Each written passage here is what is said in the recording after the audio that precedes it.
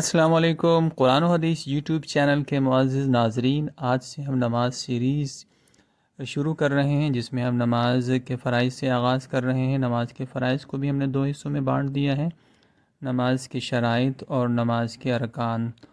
آئیے نماز کے فرائض کے پارٹ 1 کی طرف بڑھتے ہیں۔ نماز کے 13 فرائض ہیں، 7 نماز سے پہلے کے جن کو شرائط نماز کہا جاتا ہے، جبکہ 6 نماز کے اندر جن کو ارکان نماز کہا جاتا ہے۔ آج کی ویڈیو میں ہم نماز کی شرائط کے بارے میں جانتے ہیں۔ نماز کی 7 شرائط ہیں۔ نمبر 1 بدن کا پاک ہونا، نمبر 2 کپڑوں کا پاک ہونا، نمبر 3 جگہ کا پاک ہونا، نمبر 4 سطر کا چھپانا، نمبر 5 نماز کا وقت ہونا، نمبر 6 قبلہ رخ ہونا، نمبر 7 نیت کرنا۔